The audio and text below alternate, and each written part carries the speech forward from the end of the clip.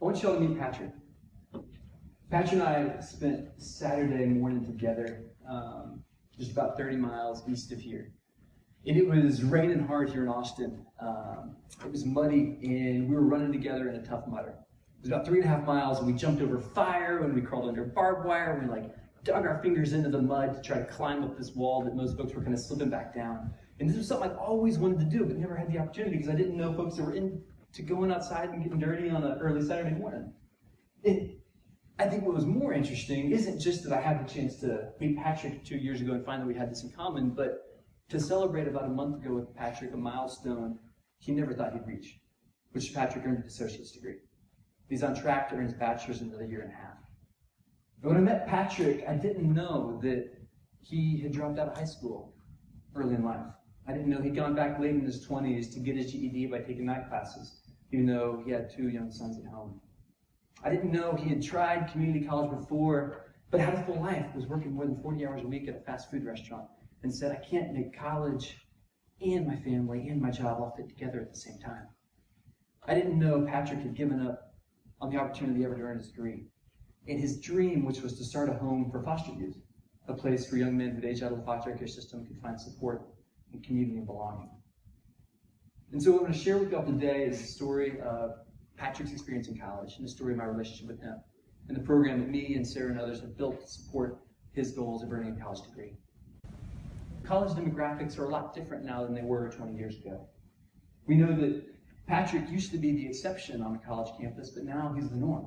Well over half of students qualify as post-traditional. We know that over 50% of students are classified as independent. We know 1/3 are 25 or older. We know another 1/3 are working more than 30 hours a week. We know 25% of students are parents. These are folks whose lives are full and who have oftentimes tried the college system and it hasn't been effective. Now we also know that college in America is doing better than it's ever been. We know in certain indicators that success is remarkably notable.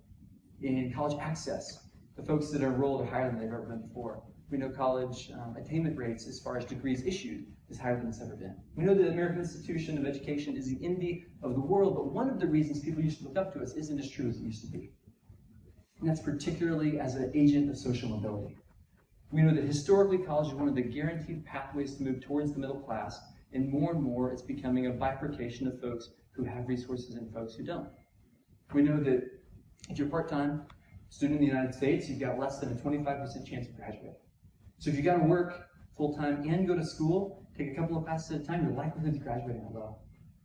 We also know that if you're a low-income student, you have an 11% chance of graduating. These are the folks who would benefit most, not just from the degree, from the skills they learn, the community they build, and the self-esteem that comes with degree attainment. And yet these are the folks that don't graduate.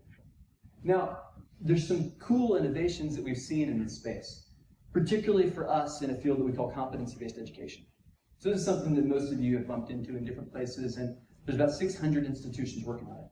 But by and large, competency-based education just means that instead of evaluating credit hours, you're evaluating competencies. Instead of evaluating time in class, you're evaluating time to degree. Instead of looking at how a class moves as a group towards an aggregated midterm and final, students are personalized and independently moving towards their goals. So there's no deadlines, there's no assessments, they go at their own pace, which is great for working adults who need the flexibility of an online program that's rigorous, it's suited to their needs, that recognizes their kind of prior learning in the field, except that they continue to run into the same problem they see in traditional brick and mortar schools. Their life is full. If you're a parent, if you're working full time, if you're living paycheck to paycheck, when you get home at the end of the week, the last thing that you want to do is open your laptop and take a test or write another paper. And so it becomes the thing that you put off. It becomes the thing that you say, next week I'll get around to it, but you never do. And so just like at traditional schools, you take a semester or 2 of classes and you take some time off, telling yourself, I'll come back. It's exactly what Patrick did. But at some point you wake up and it's 5 or 10 years later and you haven't. And these are the students we're interested in serving, and these are the students who would benefit incredibly from a degree, and they're the students the system wasn't built to serve. And so that's what we've begun to get interested in providing at PelotonU. We've said we think there's some incredibly important flexibility alternatives provided by competency-based education, but left to its own devices, it's ineffective. It needs some additional services wrapped around it to make it effective. And you can summarize those briefly by saying students need community. Students need a place to belong and a place to learn, a place where they can find hope. A place with other students and folks that are cheering for them. And that's where the name Peloton comes from. It's a biking metaphor for a group of cyclists who ride together, who get further as a team than they could by themselves. So we go out in the community here in Austin and say, there's a bunch of folks who've been trying to do it by themselves, and that's a tough road. We'd like to come around and do it together.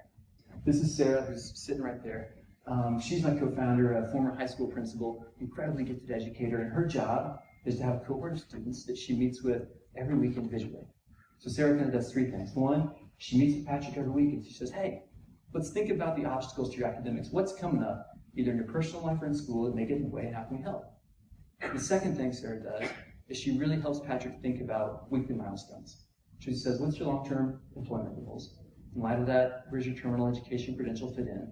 In light of that, let's talk about when you want to finish a class. In light of that, let's talk about every week on Monday morning at 9 a.m. where you want to be. So this morning, when Sarah woke up, she had her breakfast, and then she texted Patrick and a bunch of other students and said, how's it going? What are you learning? Did you make your progress? And Patrick either says, it's great, I'm on track, here's what's going on, or I didn't meet my goal this week. Here's my plan to get back on track. And the third thing that we think is really crucial, particularly for online education, is learning in a physical space. And so Patrick comes to an office that's about 5 miles north of here. We've got about 1,000 square feet where 60 students study, and he commits to come for 12 hours a week. He picks when, we're open nights and weekends, he changes every week. If he doesn't make it because something comes up, it's totally cool. But it's a place that isn't work, isn't home, where he can focus on his academics. More specifically, he can find a group of peers who are doing the same thing. He can find someone who's there to help him as soon as he gets stuck. And so the experience of online education, which is historically isolating, all of a sudden occurs within a community. So to summarize, there's kind of 3 impact activities we focus on: a space, coaching, and deadlines. Think about it another way. If you go out to Alpine in West Texas, where I was a couple of weekends ago, all you need is a Starbucks and a Chromebook and a former teacher who can cheer for somebody. That's it. And you can make this learning effectively incredible for students. And so what we've seen over 4 years, the Peloton, there's some numbers that we're excited about and hope to grow on. We've seen that our persistence rate, our number of students who have enrolled and are still enrolled or have graduated, is 79%. That's compared to 16% here in Central Texas for part-time students. The second is our percent that's on time. So that's 100% time to graduation. 85% of our students are on track to graduate, and 100% time or better. Many are finishing their associates and their BAs quicker than that. That's compared to 22% for all full-time students in the state of Texas. And the third is debt. So at present, none of our students have taken out any loans to pay for school. And so these are promising numbers, but what's more exciting is that we're not the only ones doing this. There's a community of practitioners in other places, including Los Angeles, Boston, and New York. Folks that are asking the same question of how can we go back and find students that don't fit in the traditional system, and provide them a better pathway in a community that's personalized to their context and built to support the needs that they have in their academics. We've built a community here in Austin. We've built a place where students can come and study and belong and find hope and direction. Our question for y'all is, if we were willing to help you, why not start your own? If we were willing to give you a hand, would you be open to trying this in your own backyard? Just running a cohort of 30 students through and seeing what you learn.